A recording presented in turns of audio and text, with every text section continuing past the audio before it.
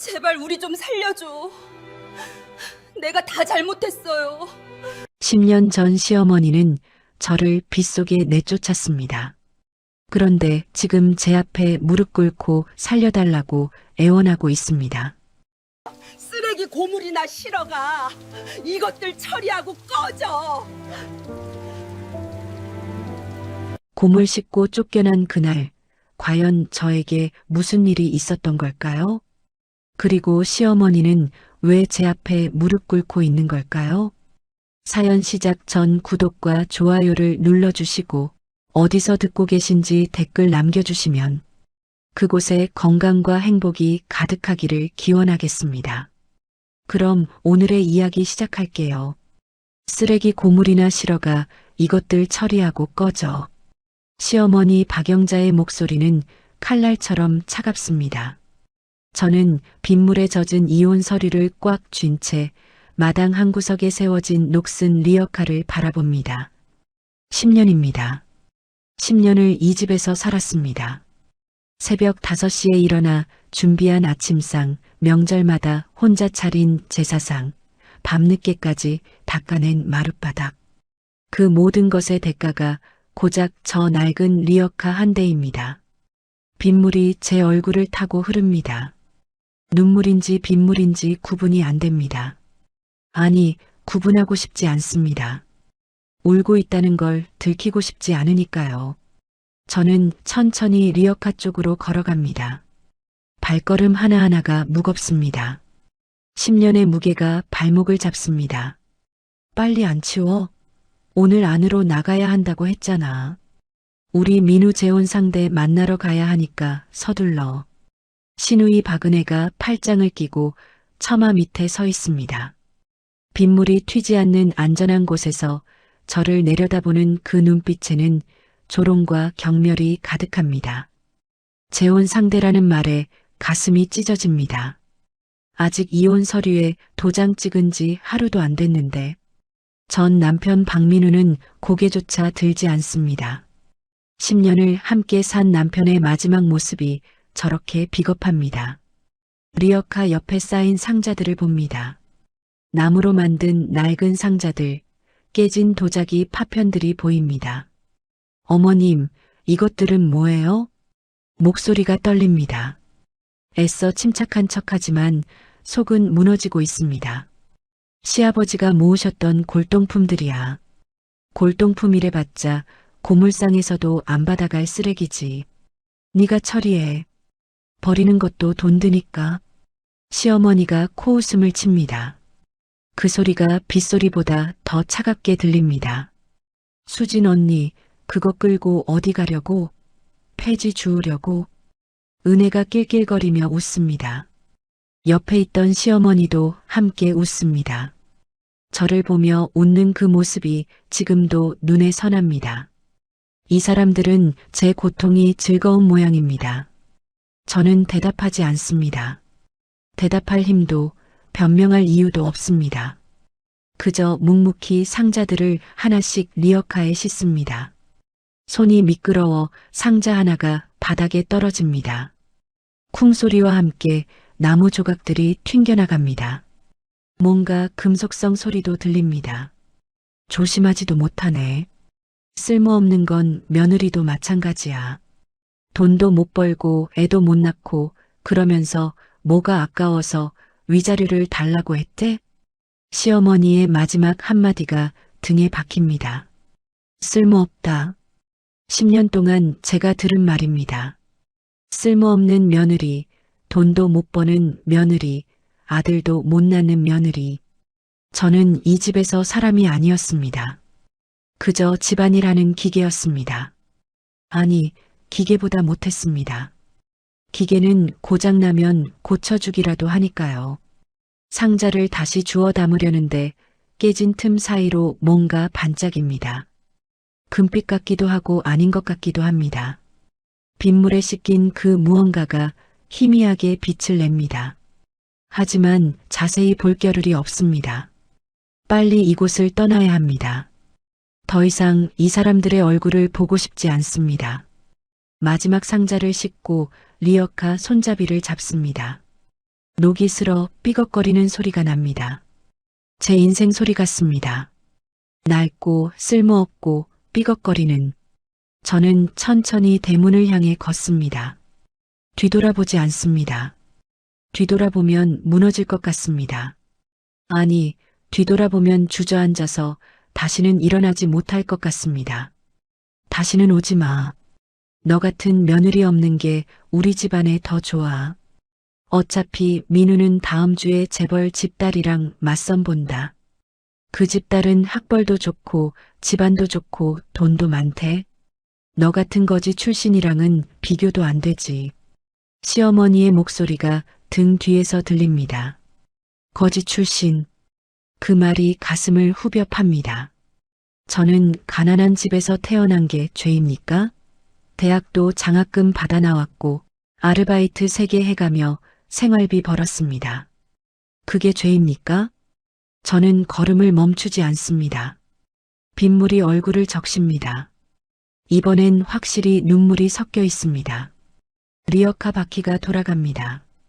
덜컹덜컹 소리를 내며 10년의 세월과 작별합니다. 새벽부터 밤까지 일했던 10년, 한 번도 제대로 된 감사 인사를 듣지 못했던 10년, 명절 때마다 친정에 가지 못하고 시댁일만 했던 10년. 대문을 나서는 순간 뒤에서 쾅 하고 문 닫히는 소리가 들립니다. 그리고 자물쇠 잠그는 소리까지. 이제 정말 끝입니다. 저는 빗속에 홀로 서 있습니다. 손에는 녹슨 리어카, 등에는 젖은 배낭 하나. 42년 인생이 고작 이것뿐입니다. 통장에는 8만 원. 갈 곳도 기댈 곳도 없습니다. 어디로 가야 할까요? 고물상이라도 찾아가야 합니다. 이것들을 팔아서 당장 오늘 밤이라도 버텨야 합니다. 하루 이틀 묵을 찜질방이라도 찾아야 합니다. 리어카를 끌고 골목을 나섭니다. 바퀴가 돌 때마다 상자들이 덜컹거립니다. 그때 아까 깨진 상자에서 본 그 금빛이 다시 눈에 들어옵니다. 빗물에 씻긴 깨진 틈 사이로 뭔가 광택 나는 것이 보입니다. 금속 같기도 하고 아닌 것 같기도 합니다. 하지만 분명 평범한 쓰레기와는 다른 무언가입니다. 저는 리어카를 멈추고 그 상자를 조심스럽게 들여다봅니다. 손을 뻗어 그것을 만지려는 순간 차가운 금속의 감촉이 손끝에 닿습니다. 물에 씻긴 깨진 상자 틈 사이로 뭔가 단단하고 무거운 것이 만져집니다. 저는 떨리는 손으로 상자 조각들을 조심스럽게 걷어냅니다. 그 순간 흐린 하늘 아래에서도 은은하게 빛나는 금빛이 눈에 들어옵니다. 이게 뭐지? 작은 물건입니다. 손바닥만 한 크기. 하지만 무게감이 심상치 않습니다. 표면에는 복잡한 용 문양이 새겨져 있고 금빛 광택이 흐릅니다. 설마 진짜 금은 아니겠죠. 고물상에서도 안 받아간다던 쓰레기인데. 하지만 이상하게 심장이 빠르게 뜁니다. 젖은 천으로 조심스럽게 닦아봅니다. 금빛이 더 선명하게 드러납니다. 바닥 부분에는 한자로 뭔가 새겨져 있는데 제가 알아볼 수 없는 고어체입니다. 옆에 있던 다른 상자들도 열어봅니다. 하얀 도자기 파편들, 다랑아리처럼 생긴 것들, 그리고 두루마리로 말린 낡은 종이들. 그림 같습니다. 아저씨, 이거 고물 사세요? 동네 대박 고물상 앞에 섰습니다. 50대 남자가 담배를 피우며 나옵니다. 리어카를 훑어보더니 시큰둥하게 고개를 젓습니다. 이런 고물 요새 안 받아요. 처리 비용이 더 들어가서. 그럼 이건요? 저는 조심스럽게 천에 싼 금빛 물건을 꺼냅니다. 아저씨의 눈빛이 순간 변합니다. 입에 물고 있던 담배가 그대로 바닥에 떨어집니다. 급히 물건을 받아들고 돋보기를 꺼내 살펴봅니다. 손이 떨리고 있습니다. 아줌마, 이거 어디서 났어요? 이혼 위자료로 받은 고물들 중에 있었어요. 값어치가 있나요? 아저씨가 침을 꿀꺽 삼킵니다. 주변을 두리번거리더니 작은 목소리로 말합니다. 국립중앙박물관 가보세요. 용산에. 이거 조선시대 유물 같은데 제가 건드리면 큰일 납니다. 국립중앙박물관까지 버스를 4번 갈아탔습니다. 큰 가방에 상자들을 모두 담아왔습니다. 젖은 옷 그대로, 헝클어진 머리 그대로. 사람들이 저를 이상하게 쳐다보지만 신경 쓸 겨를이 없습니다. 유물 감정을 받고 싶으신가요? 안내 데스크 직원이 저를 의심스럽게 봅니다. 초라한 몰골의 여자가 유물 감정이라니. 네, 이것 좀 봐주세요. 천을 풀어 물건을 꺼냅니다. 직원의 얼굴이 굳습니다. 급히 전화를 걸더니 떨리는 목소리로 말합니다. 하계사님, 지금 바로 나와보세요. 잠시 후 흰 가운을 입은 60대 남자가 달려옵니다. 물건을 보는 순간 숨을 헐떡입니다. 손님, 이걸 어디서 구하셨습니까? 제 것인데요. 이혼할 때 받은. 다른 것들도 있습니까? 전부 가져오셨습니까? 네, 여기 있어요. 가방을 엽니다. 도자기 파편들, 두루마리 그림들, 금속 물건들. 하계사님의 손이 떨립니다. 관장님께 즉시 보고하겠습니다. 감정실로 가시죠. 감정실로 안내됩니다. 넓은 책상 위에 물건들이 하나씩 펼쳐집니다. 하계사님이 흰 장갑을 끼고 금인장을 듭니다. 현미경으로 살피고 무게를 재고 사진을 찍습니다. 1시간이 넘게 걸립니다. 강수진 씨 맞으십니까? 네네. 이건 조선 중기 왕실 금인장입니다. 국왕의 명령을 증명하는 도장이에요. 숨이 멎습니다. 다른 전문가들도 불러야겠습니다. 잠시만 기다려주세요. 30분 후 감정실에는 5명의 전문가가 모여 있습니다. 그들은 하나하나 물건을 살펴봅니다. 중간중간 이럴 수가, 믿을 수 없어 같은 말들이 들립니다. 이 백자는 조선 후기 다랑아리입니다. 국보급입니다. 이 그림들 겸재정선의 진품 산수와 세점입니다. 옥새도 왕실 유물로 확인됩니다. 이 청동 향로도 고려시대 작품입니다. 전문가들의 목소리가 들립니다. 하지만 저는 멍하니 앉아 있을 뿐입니다. 현실 같지 않습니다. 2시간 후 감정단장이 저를 똑바로 쳐다봅니다. 강수진 씨, 네. 전체 감정 결과를 말씀드리겠습니다. 그가 서류를 펼칩니다. 총 12점의 유물이 확인됐습니다. 금인장 1점, 백자 다랑아리 2점, 겸재정선, 산수화 3점, 왕실 옥새 1점, 고려 청동 향로 1점, 그 외 소품 4점. 심장이 터질 듯 뜁니다. 이 중 9점이 국가지정 문화재급으로 개인 소장이 불가능합니다. 국가 매입 대상입니다. 얼마나? 목소리가 떨립니다. 금인장만 200억 원 이상입니다. 백자 다랑아리 2점 각각 150억씩, 겸재정선 산수화 3점 각각 100억씩, 옥새 100억, 청동향로 50억. 숫자가 머릿속에서 뒤섞입니다. 총액. 감정단장이 잠시 멈췄다가 천천히 말합니다. 1,000억 원입니다. 1,000억? 1,000억 원. 네. 얼마라고요? 1,000억 원입니다. 강수진 씨. 정확하게는 1,150억 원으로 추정됩니다. 세상이 빙글 돕니다. 의자를 꽉 잡지 않으면 쓰러질 것 같습니다. 이건 농담. 아니죠? 농담 아닙니다. 이 유물들은 대한민국 문화재로 등록될 것이고 국가에서 정당한 보상금을 지급합니다.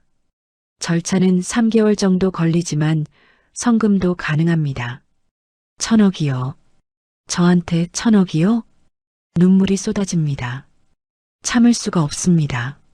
10년 동안 쓰레기 취급받았던 며느리에게 빗속에서 리어카 끌던 여자에게 통장 잔고 8만 원이었던 사람에게 쓰레기라던 고물이 네, 시어머니가 쓰레기라고 했어요.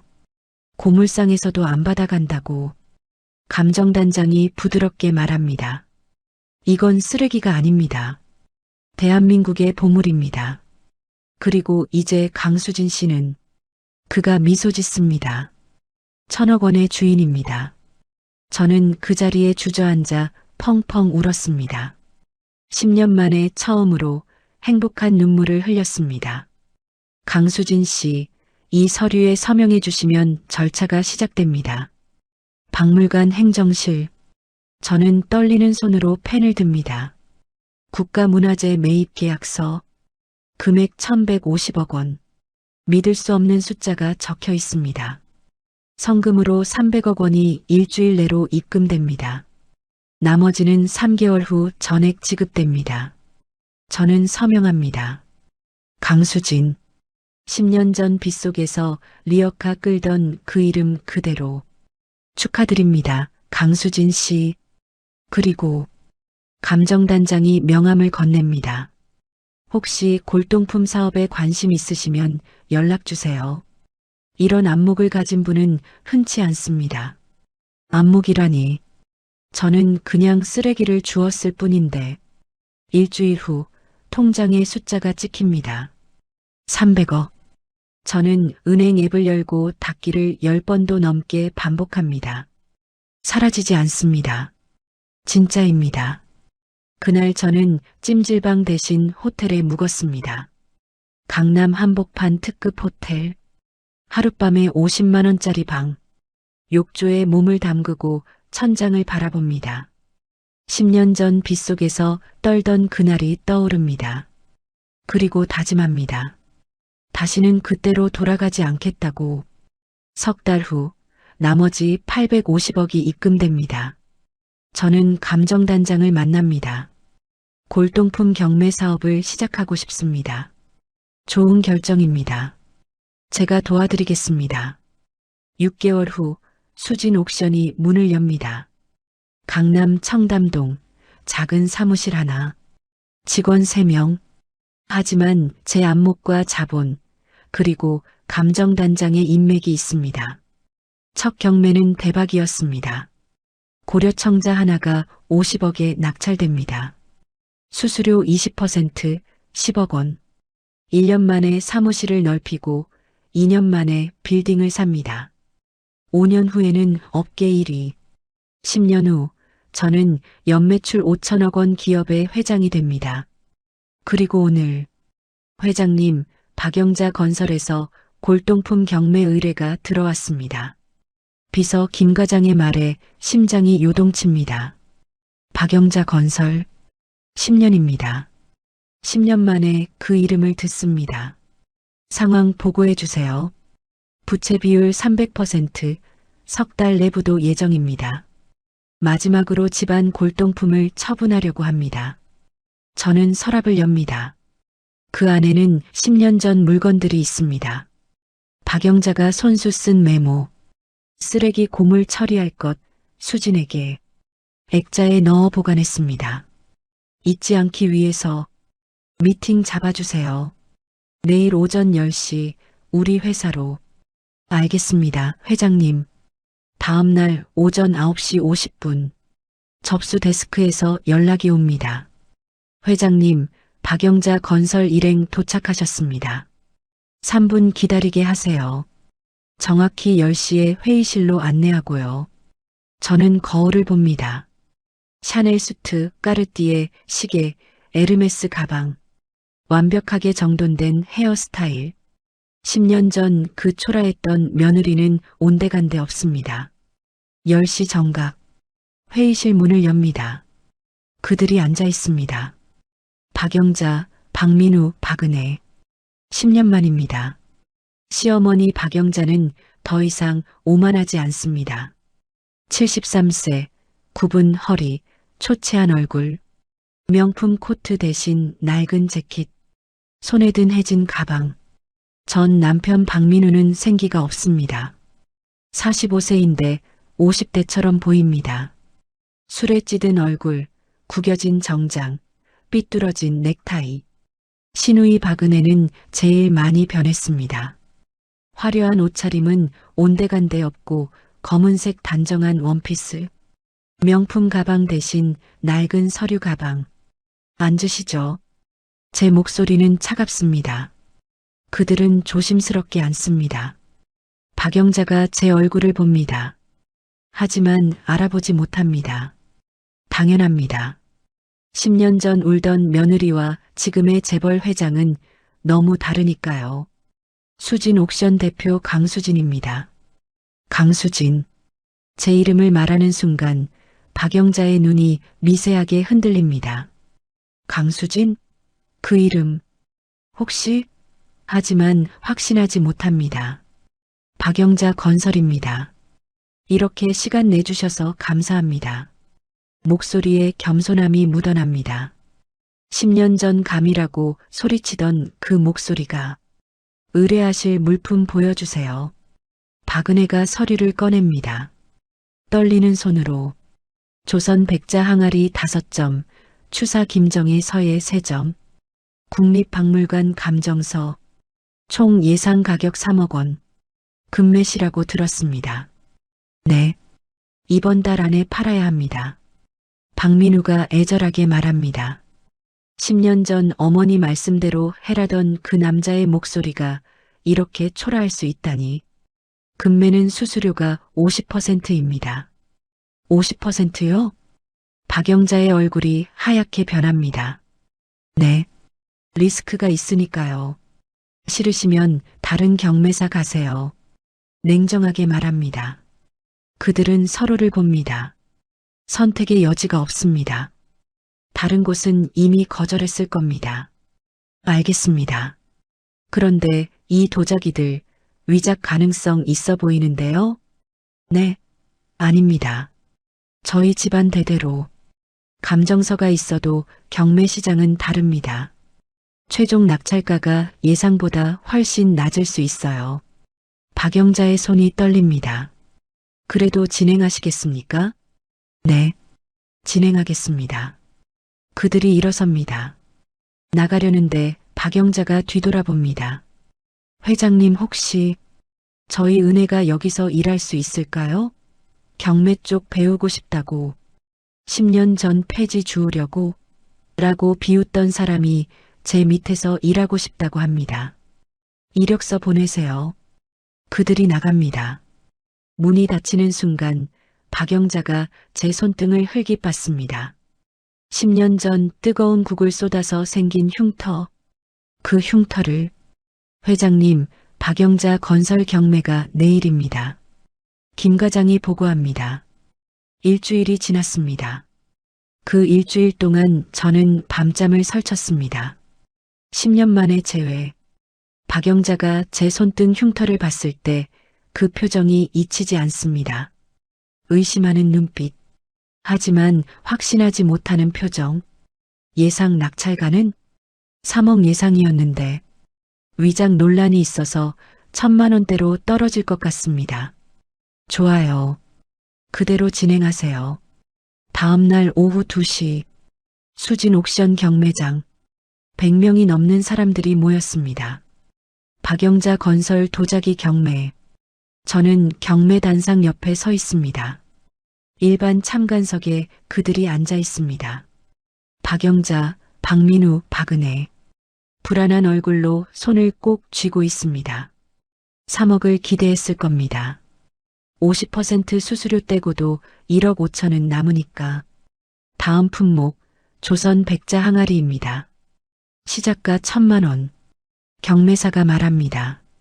1,000만 원, 1,200만 원, 1,500만 원. 가격이 1,500만 원에서 멈춥니다. 예상보다 훨씬 낮습니다.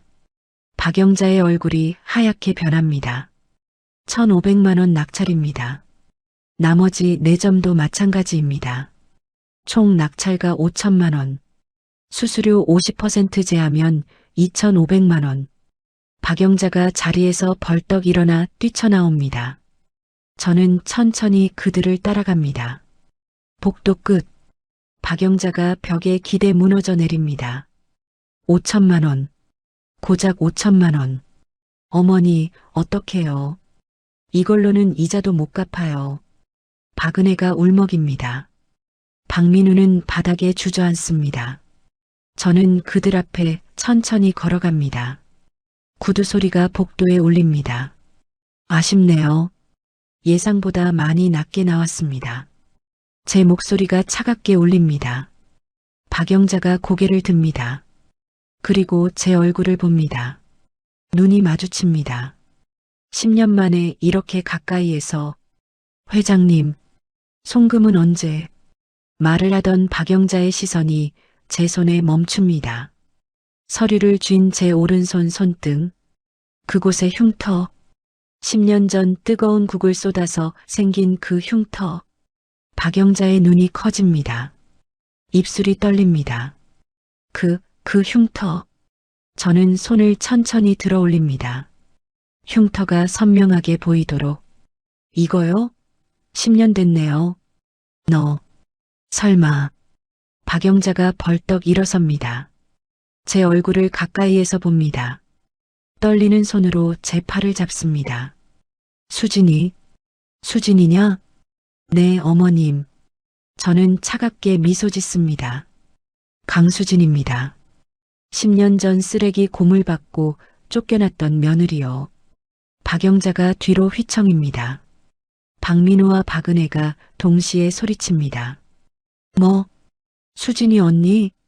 네. 반갑습니다. 10년 만이네요. 저는 그들을 둘러봅니다. 초췌한 얼굴들, 절망에 찬 눈빛들, 10년 전 빗속에서 저를 비웃던 그 사람들. 어떻게 이런. 박영자가 말을 더듬습니다. 궁금하세요? 어떻게 제가 여기 있는지?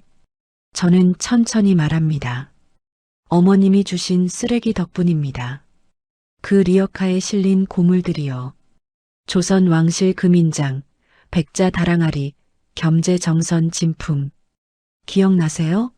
고물상에서도 안 받아갈 쓰레기라고 하셨죠? 그게 국가에서 1150억 원에 매입했습니다. 그 돈으로 이 회사를 만들었어요. 10년 걸렸네요. 어머님 덕분에 재벌이 됐습니다. 박영자가 벽에 손을 짚습니다. 숨이 가빠집니다. 안 돼. 그건 우리 집안 가보였어. 쓰레기라며 저한테 주셨잖아요. CCTV에 다 찍혀 있고 문자 기록도 있어요. 쓰레기나 처리하고 꺼져라고 쓰셨죠. 저는 핸드백에서 액자를 꺼냅니다. 10년 전 박영자가 쓴 메모. 쓰레기 고물 처리할 것 수진에게. 이것도 보관하고 있어요. 잊지 않으려고요. 수진아. 박민우가 다가옵니다. 떨리는 목소리로. 미안해. 정말 미안해. 그때 내가 잘못했어. 제발 우리 좀. 미안하다고요? 저는 그를 차갑게 봅니다. 10년 전 빗속에서 저 혼자 리어카 끌 때는 왜 안 도와주셨어요?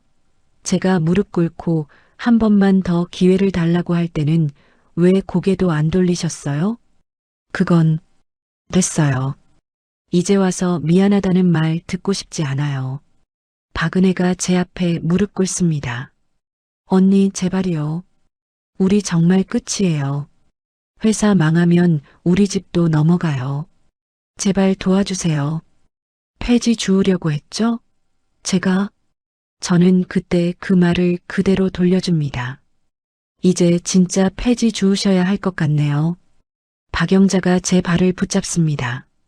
73세 노인이 바닥에 엎드립니다. 수진아, 제발. 내가 잘못했다. 내가 미쳤었어. 제발 우리 좀 살려줘. 10년입니다.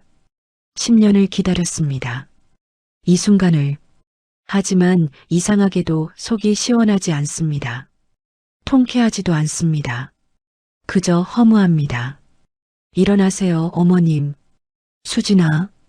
송금은 3일 후 됩니다. 2,500만 원.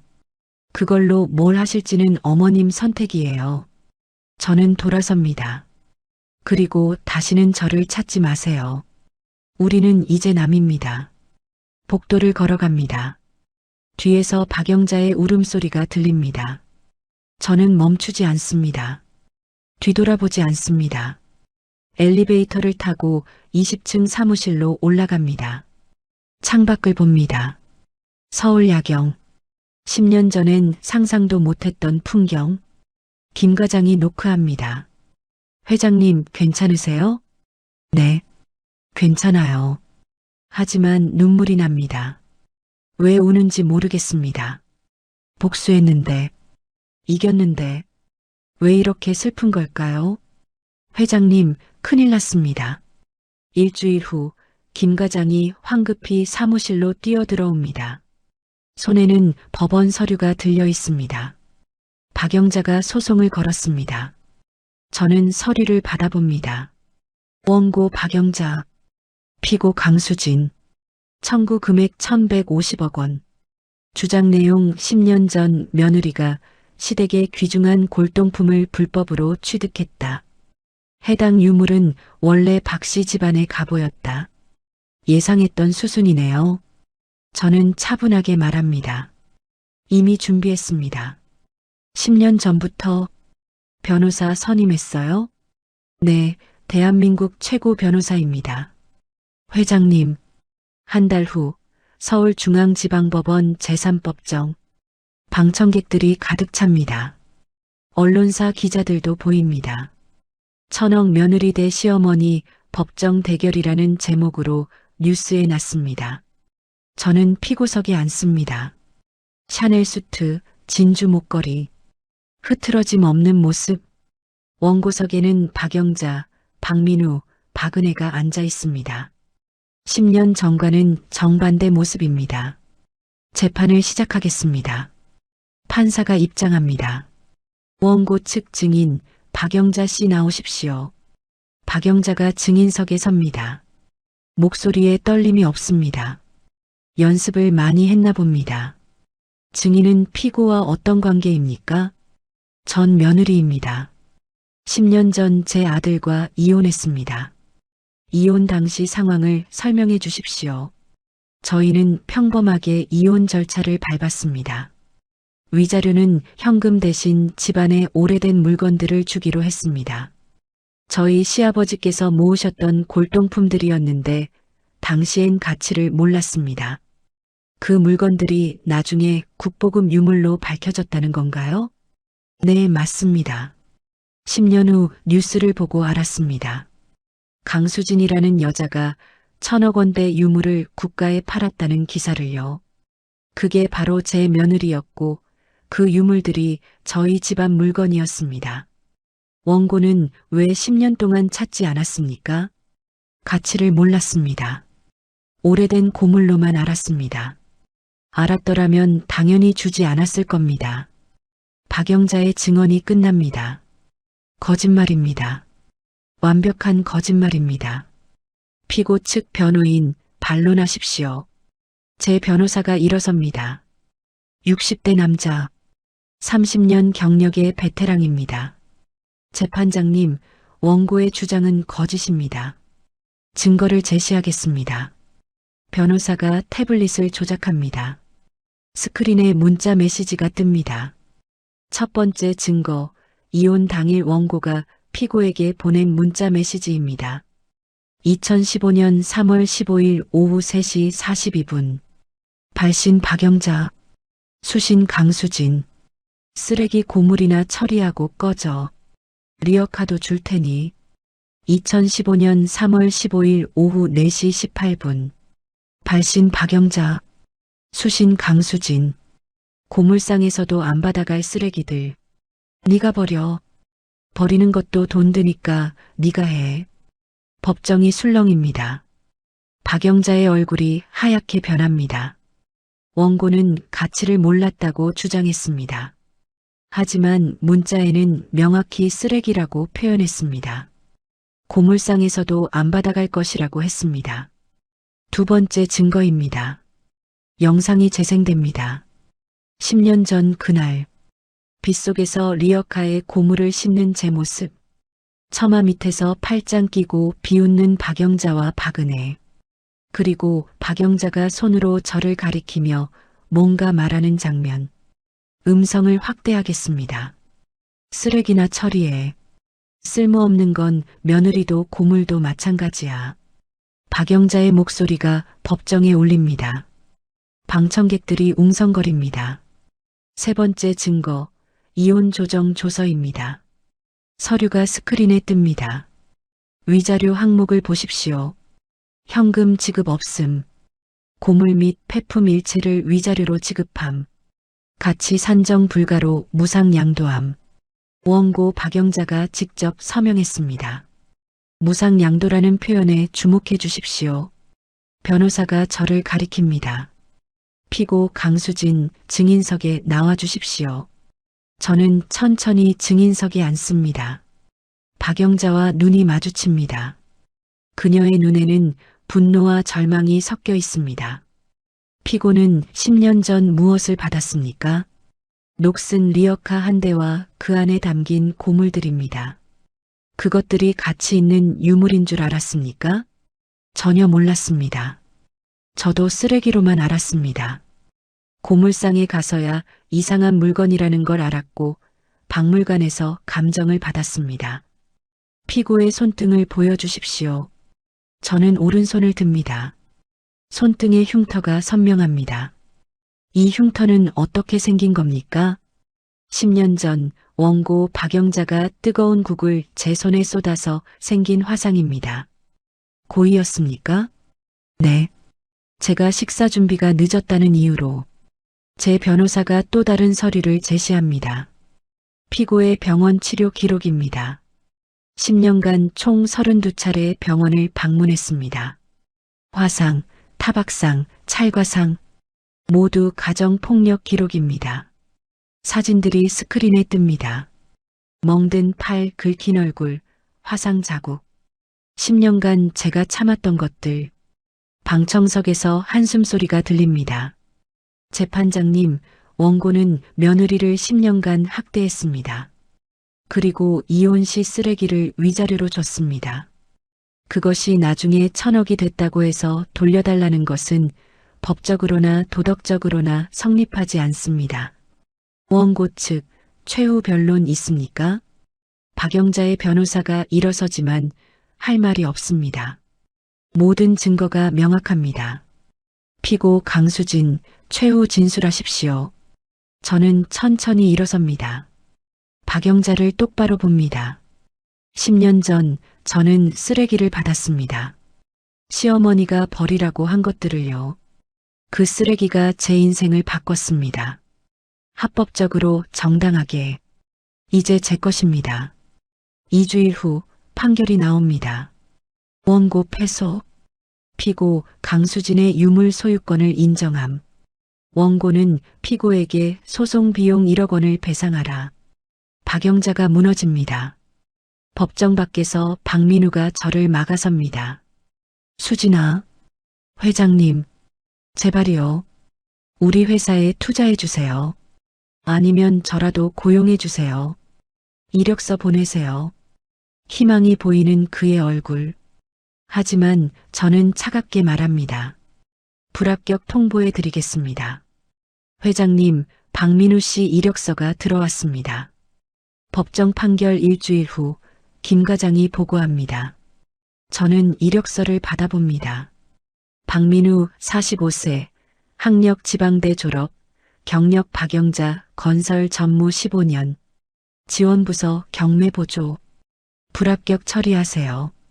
네, 회장님. 그리고 박은혜 씨도 사무직으로 지원했습니다. 똑같이 처리하세요. 김 과장이 나갑니다. 저는 창밖을 봅니다. 오늘은 특별한 날입니다. 사무실 리모델링이 완료되는 날. 회장님, 설치 완료했습니다. 인테리어 업체 직원이 들어옵니다. 저는 천천히 회장실 중앙으로 걸어갑니다. 그곳에 그것이 있습니다. 10년 전 그 녹슨 리어카, 유리 케이스 안에 조명을 받으며 전시돼 있습니다. 10년 전 그대로 녹슨 바퀴, 삐걱거리던 손잡이, 쓰레기를 실었던 그 리어카. 옆 벽에는 대형 액자가 걸려 있습니다. 그 안에는 사진 5장, 조선 왕실 금인장, 백자 다랑아리 2점, 겸재정선, 산수화 3점, 그리고 아래 작은 명패, 1150억의 시작. 완벽합니다. 저는 리어카를 천천히 한 바퀴 돕니다. 10년 전 빗속에서 이것을 끌던 제 모습이 떠오릅니다. 젖은 머리, 울음 섞인 얼굴, 떨리던 손, 그리고 시어머니의 비웃음. 회장님, 방문객이 있습니다. 접수 데스크에서 연락이 옵니다. 누구죠? 박영자, 박민우, 박은혜 3분이 회장님을 뵙고 싶다고. 심장이 한번 뜁니다. 또 왔군요. 로비에서 30분 기다리게 하세요. 그리고 정확히 30분 후에 제 사무실로 안내하세요. 30분. 제가 10년 전 그 집 마당에서 리어카에 짐 싣는 데 걸린 시간입니다. 30분 후 문이 열립니다. 그들이 들어옵니다. 박영자는 지팡이를 짚고 있습니다. 박민우는 머리가 더 벗겨졌습니다. 박은혜는 화장기 없는 맨얼굴입니다. 그들의 눈이 사무실 중앙의 리어카에 멈춥니다. 저게. 박영자가 리어카를 가리킵니다. 손이 떨립니다. 네, 어머님. 10년 전 그 리어카예요. 쓰레기 실으라고 주신 것. 저는 리어카 옆에 섭니다. 이 리어카가 저를 여기까지 끌고 왔습니다. 수진아. 박영자가 한 걸음 다가옵니다. 우리 회사 파산했어. 집도 경매로 넘어갔어. 이제 정말 갈 곳이 없단다. 그래서 저한테 온 거예요? 제발 도와줘. 넌 돈이 많잖아. 1,000억이 넘잖아. 우리한테 10억만. 아니 1억만 빌려줘. 어머님. 저는 차갑게 말합니다. 10년 전 제가 무릎 꿇고 한 번만 더 기회를 달라고 할 때 뭐라고 하셨죠? 쓸모없는 건 버려야 한다고 하셨죠. 박민우가 앞으로 나섭니다. 수진아, 우리 한때 부부였잖아. 정 없어? 내가 잘못했어. 진심으로 사과할게. 정이요? 저는 웃음이 나옵니다. 오빠는 저한테 단 한 번도 정을 보인 적 없어요. 결혼 10년 동안 생일 축하한다는 말 한 번, 고맙다는 말 한 번, 사랑한다는 말 한 번 없었어요. 박은혜가 울먹입니다. 언니, 저 정말 반성했어요. 그때 제가 너무 어렸어요. 철이 없었어요. 지금도 어리네요. 반성은 상대에게 용서받기 위해 하는 게 아니에요. 저는 책상 서랍을 엽니다. 그 안에서 봉투 하나를 꺼냅니다. 2,500만 원 수표예요. 경매 낙찰금에서 수수료 뺀 금액. 박영자가 봉투를 받습니다. 떨리는 손으로. 고작? 이것뿐이야? 네. 이게 끝이에요. 더 이상 우리 사이에 재산 관계는 없습니다. 수진아. 박영자가 소리칩니다. 10년 전 그 목소리로. 넌 이렇게 냉정한 애가 아니었어. 착하고 순했던 며느리였잖아. 그 착하고 순한 며느리는 10년 전 죽었어요. 저는 그들에게 등을 돌립니다. 빗속에서 쓰레기 끌고 나갈 때 죽었어요. 수진아, 이 은혜도 모르는 년아. 박영자가 지팡이를 바닥에 내리칩니다. 은혜요? 어떤 은혜요? 저는 천천히 돌아섭니다. 저를 키워준 은혜요? 아니요, 10년간 무급 가정부로 부렸죠. 먹여준 은혜요? 제가 번 돈으로 집안 살림 다 했어요. 며느리로 맞아준 은혜요? 저는 손등의 흉터를 보여줍니다. 이게 은혜의 증거예요? 박영자의 얼굴이 일그러집니다. 분노와 굴욕이 섞인 표정. 너 같은 년은 천벌 받을 거야. 이미 받았어요. 10년 동안. 저는 인터폰을 누릅니다. 김 과장, 손님들 나가실 수 있게 안내해 주세요. 안 돼. 수진아. 박민우가 제 팔을 잡습니다. 저는 그 손을 뿌리칩니다. 다시는 저를 찾지 마세요. 다음엔 경찰 부를 겁니다. 경비가 들어와 그들을 안내합니다. 박영자가 끌려나가며 소리칩니다. 너도 언젠가 후회할 거야. 외롭게 늙어서 죽을 거야. 문이 닫힙니다. 고요해집니다. 저는 리어카 앞에 섭니다. 녹슨 손잡이에 손을 얹습니다. 차갑습니다. 10년 전 그날처럼. 회장님, 괜찮으세요? 김 과장이 들어옵니다. 네, 괜찮아요. 정말 안 도와주실 거예요? 네. 저는 창밖을 봅니다. 석양이 집니다. 착한 사람이 되는 것보다 강한 사람이 되는 게 더 중요해요. 김 과장. 네, 회장님. 그날 밤 저는 사무실에 혼자 남습니다. 리어카를 바라봅니다. 조명을 받아 은은하게 빛납니다. 10년 전 빗속, 절망 속에서 이것을 끌던 제 모습, 그리고 지금 20층 사무실에서 이것을 내려다보는 제 모습. 감사합니다, 어머님. 저는 작게 중얼거립니다. 쓰레기가 저를 여기까지 끌고 왔네요. 리어카가 대답하지 않습니다. 하지만 괜찮습니다. 이제 저는 혼자가 아닙니다. 저에게는 이 회사가, 직원들이, 그리고 제 삶이 있습니다. 녹슨 리어카와 함께 시작한 새로운 인생. 이제 진짜 제 인생입니다. 오늘의 이야기가 당신의 마음에 작은 감동을 드렸다면, 앞으로도 당신의 여정에 감동 가득한 이야기들로 찾아뵐 수 있도록 구독과 좋아요를 눌러주세요. 그리고 오늘 이야기의 주인공을 위한 따뜻한 응원의 마음도 댓글로 부탁드려요. 당신의 건강과 행복을 기원합니다. 인형극장이었습니다.